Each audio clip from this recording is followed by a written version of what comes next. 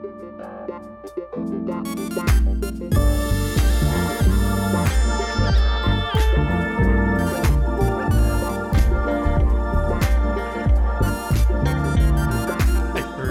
me off. What really pissed you off?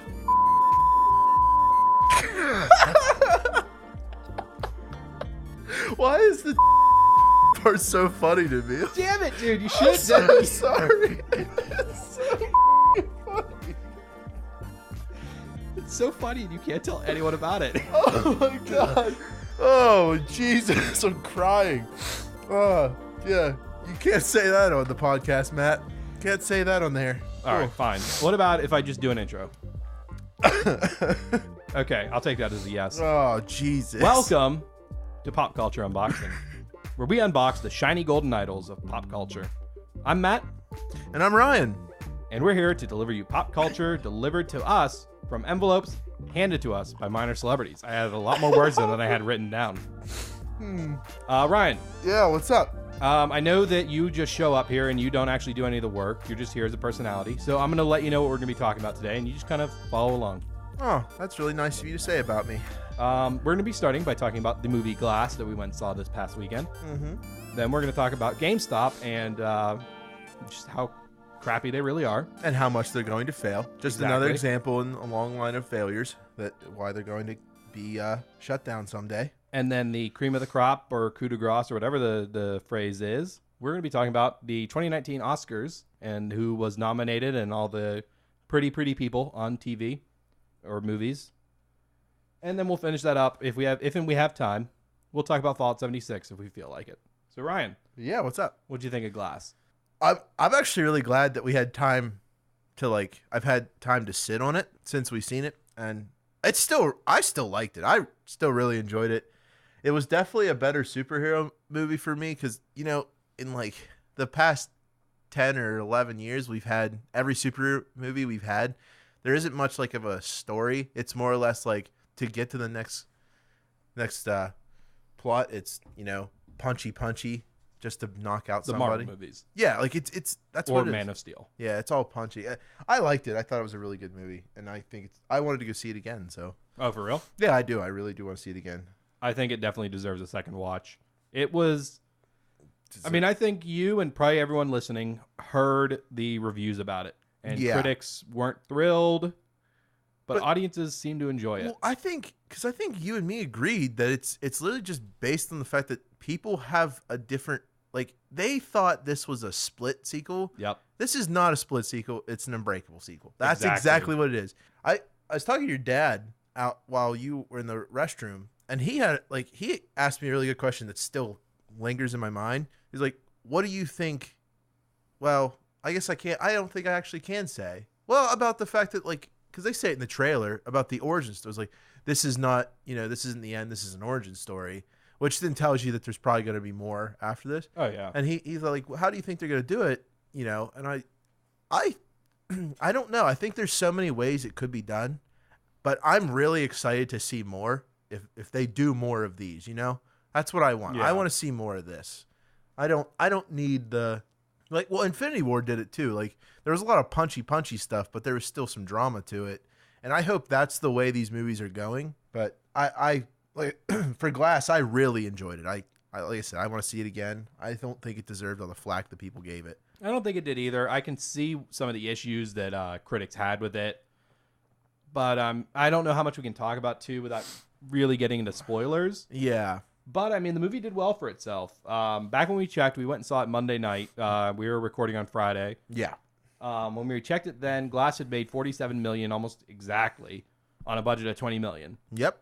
It is now up to $54.5 million.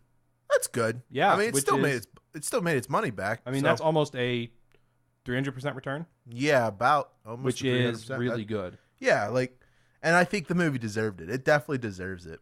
Yeah. Well, like I said, this is going to be another Venom situation where the critics hate it, but the fans loved it. Yeah. I think that's exactly what you're going to get with this. Pretty much, yeah. That's a fair comparison. But yeah, I don't have a score for it. I don't want to give a score or anything like that. Really getting into reviewing. But I tell you what, I really wish. I don't understand critics nowadays. It just seems like they just hate every movie. I mean, A yeah. bunch of heartless If it's people. not Oscar bait, But it's... speaking of heartless people, Ooh, I don't GameStop get it. is becoming heartless now. Oh, yeah? Yeah, it looks like that Kingdom Hearts, Sora and Donald and Goofy have a little bit of a different enemy now. How's that? Well, as you said, we were going to talk about the GameStop doing some evil, shady things. Yep. GameStop basically, I guess, canceled a bunch of their pre-orders. So Kingdom Hearts 3 is arguably one of the biggest games to be releasing this year because people have waited, if I remember correctly, 11 to 12 years for this game to come out. I thought one came out like not even... Well, this is 3 or a 4 main series game because like there's Kingdom Hearts okay. 1, 2, 3. The other ones were all like around Didn't it. they all have like 6 or 7 numbers after them? Yeah, like there was one like I think it's like 328 days divided by 3. Or divided by 2, something like that. But what happened was like the PlayStation decided they're going to make a specialized console for Kingdom Hearts. So, and it looks really nice. It's the normal black. It has like silver lettering and silver designs all over. It has the Keyblade symbol, stuff like that. If you know anything about Kingdom Hearts, it is definitely something a Kingdom Hearts fan would want. Not me, because I'm not as big as most people. A big fan would want it. And the crazy thing is they sold out. Like the pre-orders they were off. Yeah, you mentioned Like, that earlier. They were selling out probably about a month after the pre-orders had launched pre-order sales where they were allowed to pre-order it. It sold out. It was gone. So the reason GameStop is this. So what GameStop did is they canceled a bunch of users' pre-orders for this console. And the console, it comes with the console itself, comes with the steelbook version of the game, some pins, nice collectible stuff that you would want for that you want if you're a Kingdom Hearts fan.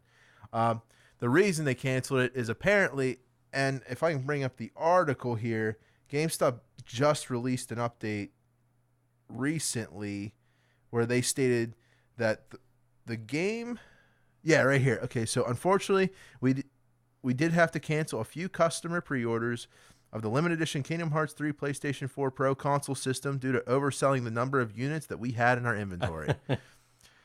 Okay, so I mean, playing devil's advocate, I can see where this could have happened. It was such a big thing, and you think that like when you release them, you think there's going to be enough. Sometimes there's not. I guess I can accept that it happened.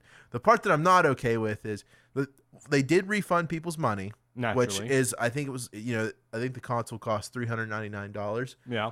But then they gave everybody a $25 gift card. Not really what I want. Yeah, no. Especially because I'm probably not going to buy from them. If anything, give me the deluxe edition. Give me my deluxe edition. Yeah, exactly. So this is just another situation. GameStop's they've been bad. They've been hated for a while, and I think they're going to continue to do more screw ups like this and just eventually get sold.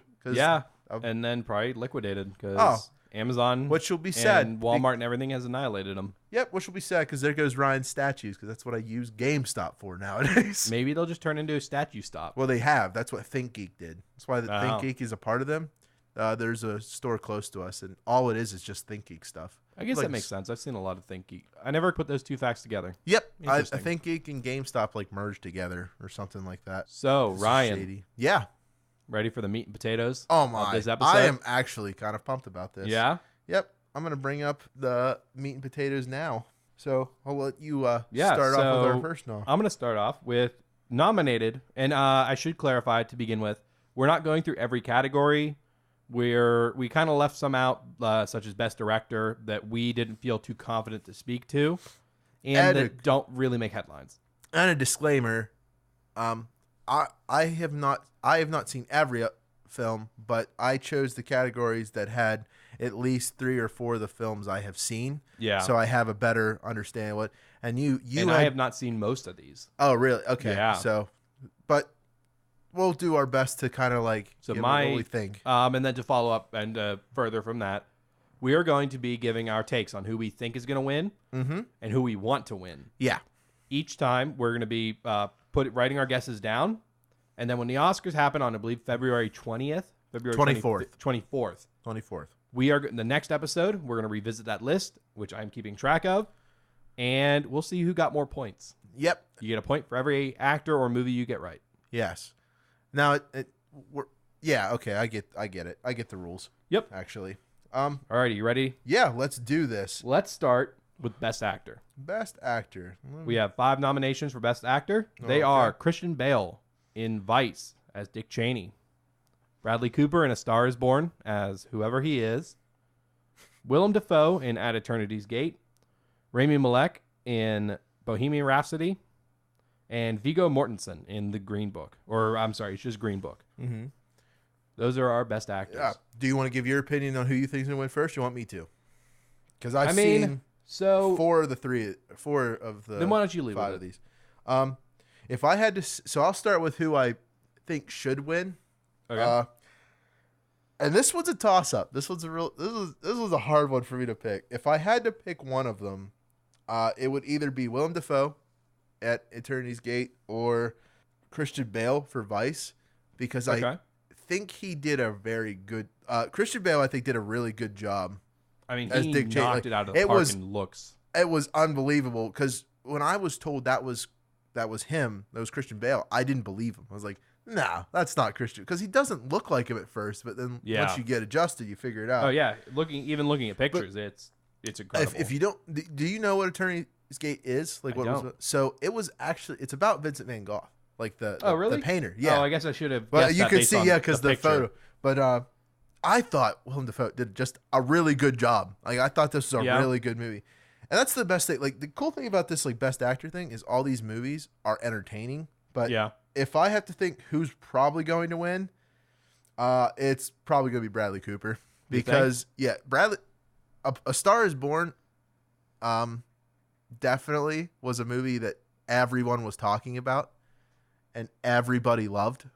I would not be surprised if that won it, but that's who I think's going to win. But I would really like to see either Willem Dafoe or Christian Bale win. Okay. What about you? Well, again, having not really seen these movies, just based on buzz I've heard around them, I might actually go for Viggo Mortensen. That's a really good choice too. Yeah, that's a very good choice. The Green Book is a really good film. Like I said, so is that who you think's gonna win or who you want to win? I think that's who I think is gonna win. Yeah, and who I want to actually. I mean, he's a cool dude. Mm-hmm. I mean, he wasn't in a lot of big stuff other than obviously Lord of the Rings and Hidalgo. Yeah, and I guess I should have. That movie has gotten a lot of buzz. Yeah. Well, that's so I guess I should probably specify which of these films I actually have seen, since I say I've seen 4 out of the 5. I've seen Vice, I've seen At Eternity's Gate, Bohemian Rhapsody, and A Star Is Born. Those are the ones I've seen. Okay. So, and I heard Green Book was fantastic. I also have heard that Mahershala Ali, who is up later for Best Supporting Actor, is also in that movie with Viggo Mortensen. Oh, really? And I know I really liked him in Luke Cage. He played the villain in season 1. Oh, really? Yep. And I did not know that. And I hear he knocks it out of the park as well. See, I should have watched that Luke Cage. But anyway, so we have our guesses for Best Actor. I have Viggo Mortensen, and you have Bradley Cooper. Yep. All right. It is recorded. I'm going to go to Best Supporting Actor instead of moving into Actress. That way we go back and forth with us. Okay. So Best Supporting, we got on here. This is actually kind of a really good list too. For Best Supporting Actor, we've got I can't say this guy's name. Mahershala. I believe that's how it's pronounced. Okay. I could be wrong. Mahershala Ali for The Green Book, Adam Driver for Black Klansman, Sam Elliott for A Star Is Born, and I believe also his first time being nominated for an Oscar. Yes, I would not. Kind of surprises me. I think you might be right. About that. There Will Be Blood. I mean, isn't he the main character? No. Oh, who am I thinking of? That's Daniel. That's right. It's Daniel Day-Lewis. Yeah, and then Richard E. Grant for Can You Ever Forgive Me, and Sam Rockwell for Vice. Boy, I'll let you start with this one. This one's just as hard. I mean, so of this list, I've only seen one of them. I watched Black Klansman last night, and I loved it. Adam Driver knocks it out of the park. He's the new hotness. Mm-hmm. But I'm not certain he's up for this Best Supporting Actor. I'd like to see him win, but I might be more tempted to go with Mahershala Ali. And again, I could be mispronouncing that. Yeah. Or Sam Rockwell. Yep. So who I would want to see win is definitely Sam Elliott, or Sam Rockwell, because they both just did fantastic, and I love Sam Elliott. I love a lot of his movies. If you didn't know, he's in the show The Ranch, and he's really good in The Ranch. I'll have to check it out. Yeah, it's a Netflix show. They're on like season 6 now. But who I think is going to win? See, I think Sam Elliott's going to win just because it's his first time. I don't know. It took Leo a long time of getting nominations to win one. That's true. So it's either going to be Sam. I honestly think it's going to be Sam Elliott or Sam Rockwell. Okay. Like, who I want to see win, I think one of them. I think is going to win it. Which one? Most likely Sam Rockwell, because I thought he did a very good job of Vice. And then yeah, I'll let you move to actress. I'm gonna throw my hat in with Mahershala Ali. Yeah, that's a good one. Like I said, I can't say anything about the Green Book. I didn't see it, so I don't have I can't give an opinion on him as an actor.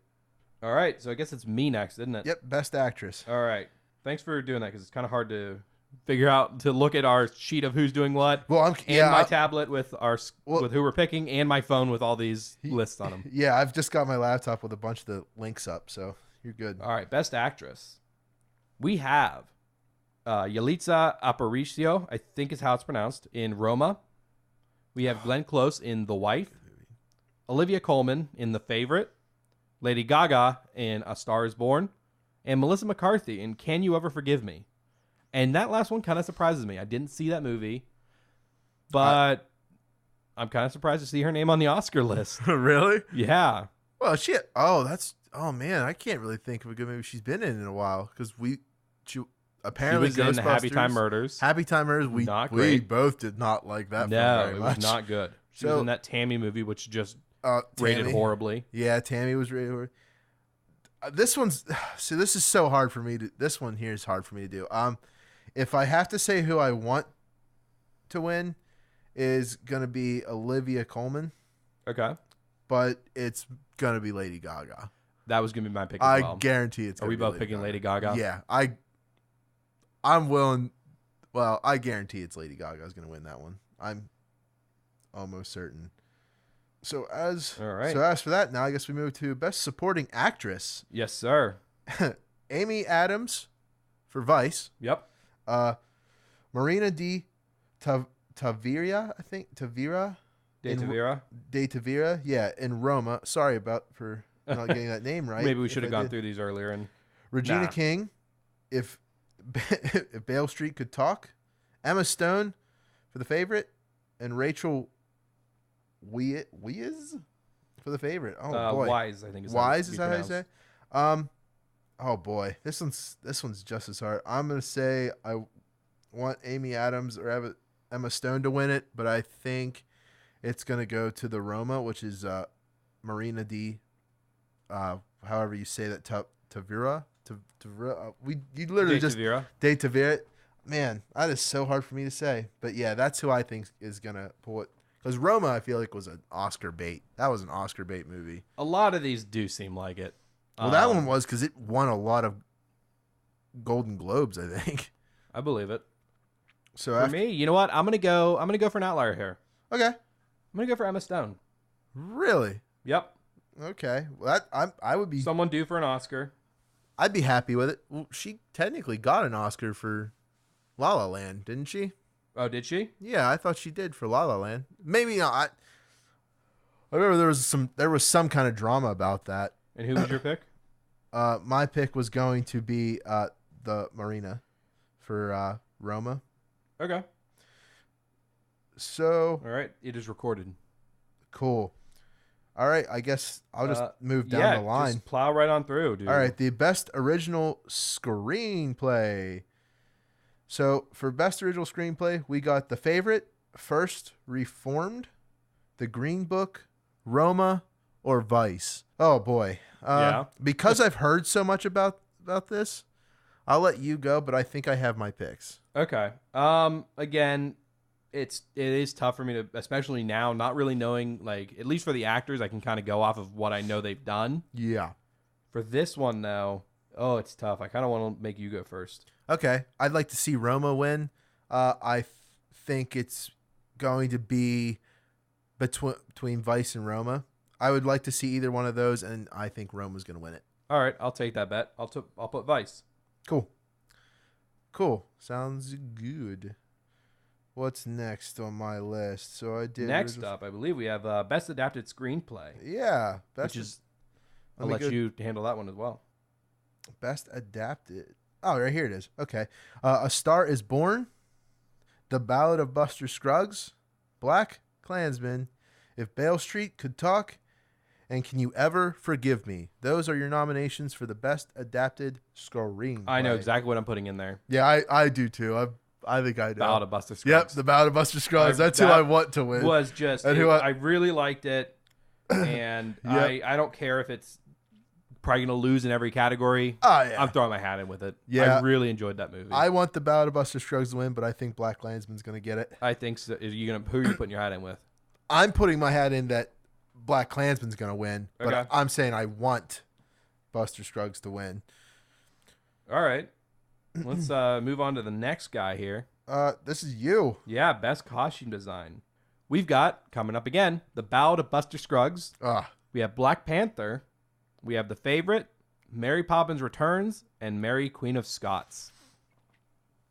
Ryan just got real excited. It doesn't show on the audio podcast, but I will narrate for you. Yeah, He is currently rubbing his hand through his hair in I think I excitement. got this one. I think I got this one too. Ryan is confident he has this one. We will now hear his thoughts. Are you ready for my thoughts? I am ready for your thoughts, Ryan. Ryan, give us your thoughts. Come on. Who I want is Ballad of Buster Scruggs. I do want that as well. I'm okay with The Ballad of Buster Scruggs or Black Panther, but I think Mary Poppins Returns is going to get it. Really? Yep. Because they did a very good job at costume design for those characters. Yeah. They did a very good job at keeping it to Mary Poppins. Actually, no. I'm going to change it. I would be okay with Mary Poppins, but I think Black Panther's actually going to win it. That was actually going to be my guess. Yeah, I think actually kind of based on the last nomination we'll do, which is Best Picture. Mm-hmm. Black Panther is not getting Best Picture. No. As unfortunate that is, it's going to get a runner-up Oscar for Best Costume Design. Yes. I'm calling it. But I think so. I just watched that movie recently too, and I believe I saw it over the summer. Yep, I think that definitely should get Best Costume. Okay. Now you're up next again, my man. All for right. Best Cinematography. Best Cinematography. We have, again, The Favorite, Never Look Away, Roma, A Star is Born, and Cold War. That's a hard one. I'm going to say, yeah. Well, I actually can only say this for two of them because I've only seen two of the list. Okay. No, I've seen three. I've seen The Fate. Did I see? I'm going to say Roma is who's going to win it. Yep. I would like to see A Star is Born to win this one. Okay. Even though I'm pretty certain I know where that one's definitely going to win. I know what it's going to definitely win. I think I will. I'll take what you said. We're putting The Favorite in there. You're gonna put because it's my favorite. Is it? Uh-huh. Alrighty. Well, I'll move into the next one. Yeah. So I've got the nominations for the Best Original Song. I wish I could sing. That'd be great. Yeah. So All the Stars, Black Panther, I'll Fight, RBG, The Place We Lost, Where Lost Things Go, Mary Poppins Returns, the song Shallow, A Star is Born, and When a Cowboy Trades His Spurs for Wings. And we've talked about this one. The Ballad of Buster Scruggs. Yes, Ballad of Buster Scruggs for both of us. We want Ballad to clean up at the Oscars. Shallow's going to win it. Oh, Shallow. Shallow is going to. Okay. Well, yeah, I want the Ballad of Buster Scruggs to win, but I think Shallow's going to take it home. I'm going for the long game. I got Ballad on here twice. I'm going all in. I really like that movie. Yeah, I did too, but and the fact I have this song on my Spotify and I've listened to it every morning the past. But even though I'm well aware it's not going to be either that or All the Stars from Black Panther. They're giving it to one of those other three. Oh boy. Oh. So now we move on to Best Animated Feature. Now this is one we can talk about. This is where Ryan is so happy because all of these, and I'm familiar with two more. I've seen all of them. An anime movie made it on here. I don't know how that happened, but Luck. It's not going to win. So your nominations for Best Animated Feature are Incredibles 2, Isle of Dogs, Mirai, Ralph Breaks the Internet, and Spider-Man Into the Spider-Verse. This is another one we talked about earlier. Yep, I know who's going to win this one, but I'll let you go. Go ahead. What do you think? So here's the thing. I don't think Incredibles 2 or Ralph Breaks the Internet have a shot. I don't know much about Mira, but I don't imagine it'll do well. No. Being that it's kind of because anime has never been featured in the Oscars, I don't think. Yes, it has. It has. It has. Okay. Well, I don't think this one will. No. And that leaves Isle of Dogs and Spider-Man. Now, I've heard nothing but good things about Spider-Man, but I really want Isle of Dogs to win because I really enjoyed that movie. Yep. It is phenomenal. Mm-hmm. So I'm going to put in my bid with Isle of Dogs. Okay. And I already know where you're putting yours. I want Spider-Man Into the Spider-Verse to win, and I know it's going to win. Yeah. The reason I know it's going to win is, one, I personally, it has been weeks since I've seen that movie, and I still call it a 10 out of 10 movie. It was still one of my favorite movies of all time. Yeah. Second, it has an art style that is being patented by and trademarked by Sony, and we're going to see it in many, many other films in the future till it gets worn out. Yep. And yeah, so I think Spider-Man Into the Spider-Verse is going to get it. I agree with you. I think that's the case, but I'm still going for Isle of Dogs. I think it can do it. I'll give you. Ryan, do you want to hear the best visual effects? I do. This is an interesting category. I'm so confused. I'm going to read you the obvious ones first. Yep. Or rather, very much Oscar bait-ish ones. Mm-hmm. We have Christopher Robin and First Man. Yes. We also have Ready Player One, Avengers Infinity War, and Solo, A Star Wars Story. Now, we both already know it's between Christopher Robin and First Man. No. I completely disagree. Those kind of movies do not win Oscars. Action adventure movies. Oh, you're saying they won't win? What? You're saying that Avengers, Ready Player One, and Solo are not going to win. Oh, really? No. They don't have a snowball's chance in hell. Man, I disagree, but okay. Okay. Why? How so?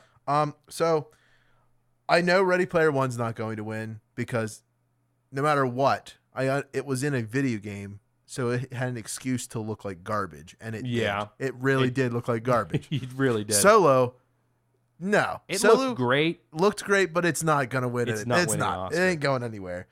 I can't say about the First Man. I didn't see it. Christopher Robin had another excuse to look like garbage because their stuffed, their imagination and their stuffed animals that were raggedy and dirty. Yeah. Infinity War, I think, definitely should win because they made everything look so realistic. Even down to Thanos, they were able to get the actors to look at him, and every time he looked at him, they looked at Thanos' face. It looked like they were looking at him. It never looked like they were looking past them. Look, I mean, it was seamless. Yeah, I think Infinity War deserves it. Yep, just like you do. But what do you think is going to really win? Infinity War. You think? I do. I'm going to put my chips into Infinity War. Okay. I know I'm probably going to be wrong, but I'm going to go. And I didn't see First Man, so First Man wins it. I don't really. That's where I'm going to put my money. Okay. So you're saying First Man, I'm saying Avengers. Yep. Okay. Ryan. Yeah. Are you ready for the biggest category? Drum roll, please. Ladies and gentlemen. I'll add it in post-production. No, I won't. Your nominations for the best picture of 2018 is 2019 Oscars, Ryan. That'd be 20. Oh, would it be 2019? Because it's the 2019 Oscars. Well, there are films that came out in 2018. Whatever. So. All right, your first nomination is Black Panther. Mm-hmm. Your second is Black Klansman. Then we have Bohemian Rhapsody, The Favorite, Green Book, Roma, A Star Is Born, and Vice. Fight. This one is so difficult. Well, I know who's going to win it, but who's winning it? Man, is this a hard one. This is so. A Star Is Born is going to win it. A Star Is Born. You want me to lock that in now? Yes, it's definitely going to win. But man, every single one of these films, except for the Green Book, because I didn't see it, are really good. Yeah. Like this is a really good This is I do not disagree with any of these movies at all. Even though I didn't see the Green Book, I still don't disagree. I'm totally happy with this. The only reason I think that the favorites won't even be like doesn't have a chance.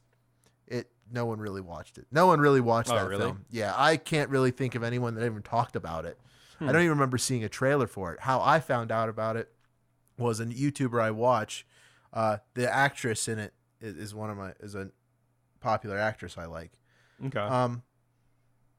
Man, Bohemian Rhapsody definitely I think should win it.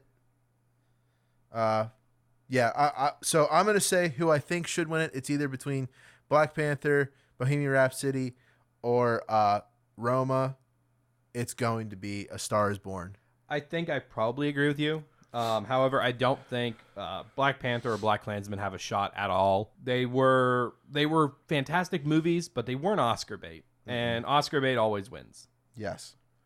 To that note, I think I'm gonna put my money on. I'm not sure, Green Book or Vice. I feel like Vice has a good shot at this. Vice does, particularly because it is a kind of a charged movie that I think a lot more people identify with, especially in the Academy Awards crowd than anywhere else. Do you want to know why I think A Star Is Born is going to... Everyone saw that movie? Everyone saw it 3 times. I have not talked to a single person that has seen it once, and that was it. They went back and saw it in theaters. That is a heck of a pedigree. I have one of my friends, he's seen it 4 times before it left theaters. So wow. But yeah.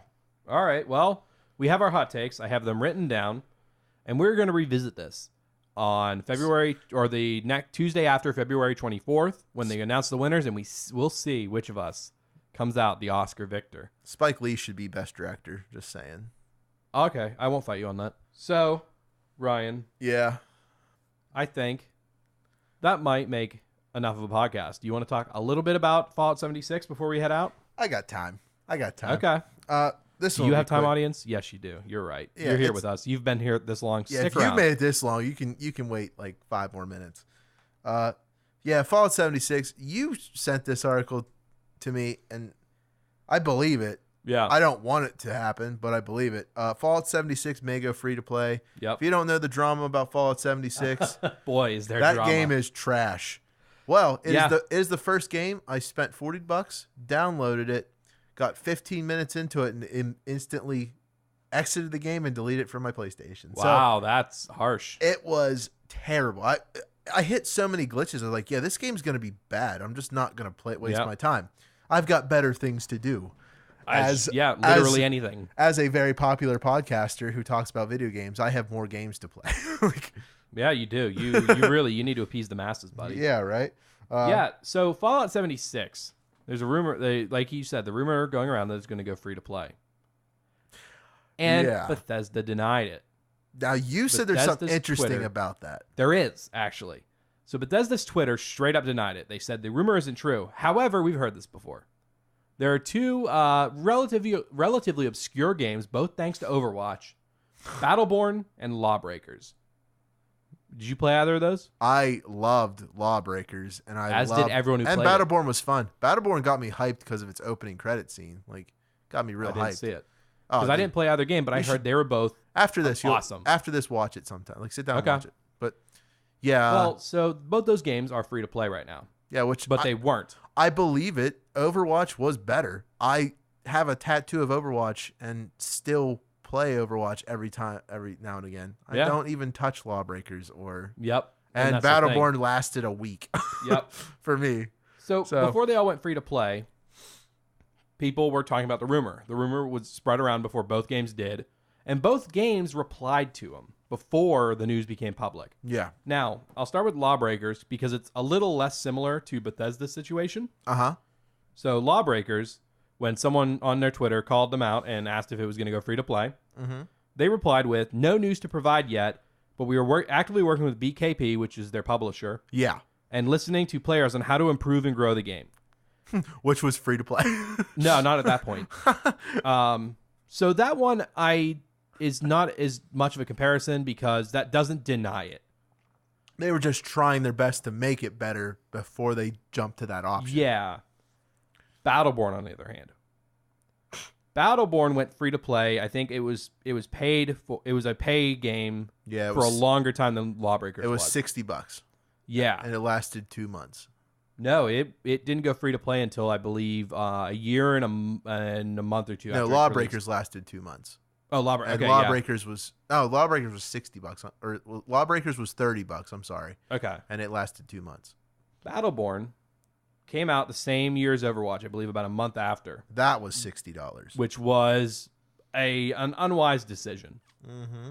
Later that year, to be specific, September 29th, 2016, Randy Pitchford, head of, I believe, Gears Workshop, created the game. Gearbox, that's it. Gearbox, he was higher up president, I think. Uh-huh. He tweeted saying, "I was just told about a reckless story about Battleborn going free to play that is false. There are no plans to convert Battleborn free to play." And then people on Twitter saying stuff about it. He followed that tweet up almost immediately with another one saying, "We have some unannounced plans to do a trial version of the game that would be free and from which retail can be purchased along with DLC." Now, this was 29th of September 2016. And about 10 months later, Battleborn went free to play. Oh my God! Which 10 months for? I'm sorry for the long pause. So when you talked about Randy, he's been in the news a lot lately, and I was trying to figure out what it was, and there were two things he was in for, but you're good. Okay. But yeah, so I think the president is set that once these rumors start flying, they're not usually wrong. Yeah, it seems that way. Like Overwatch has gotten a lot of drama recently, but no one has ever suggested it's going to go free to play. Oh my God. I'm sorry. About Randy, this is news because I didn't even know this. Our good friend Randal. Yeah, Randal Pitchford. Yeah. He's in a legal battle right now. He was in a legal battle because he let someone who was under him steal a lot of money from him in the company. But now he's in the news right now, a week or two after that incident. Gearbox CEO said is in a legal battle. He was accused of leaving a USB stick of child pornography at the office. Yikes. So they're going to get a new CEO. Yeah, I'd say. Yeah. Wow, okay. Gearbox CEO says he left USB stick of porn at Medieval Times. At the restaurant? I don't know what. There's too much stuff. I would have to go and do research. Okay. There's too many different articles saying different things. It's about the end of our show, and we will leave you with that knowledge that Randal Pitchford, our good friend and former CEO and president of Gearbox, the company that failed to make Battleborn beat Overwatch, but we're still getting. He's probably going to prison. Oh, they also made. If you're wondering if they made any successful games, they did. It was. Borderlands. They made the Borderlands series. Borderlands 3 is coming out. I hope. It is. I hope. There's a beta. Well, I know. We see one of your guys playing it. Yeah, we do. But anyway. But anyway, guys. Thank you so much for listening. Yeah. You guys keep it cool out there. And next week, we will unbox even more pop culture for you. Maybe I'll continue the story about Randal. Ooh, no, I won't. The legacy of Randal. I won't. I don't next care week about the trash. He's canceled now. Okay. Bye, Randy. Bye, everyone. Bye, Randy. Bye, everyone. Mwah, mwah, mwah, mwah. Mwah, mwah, mwah, mwah, mwah.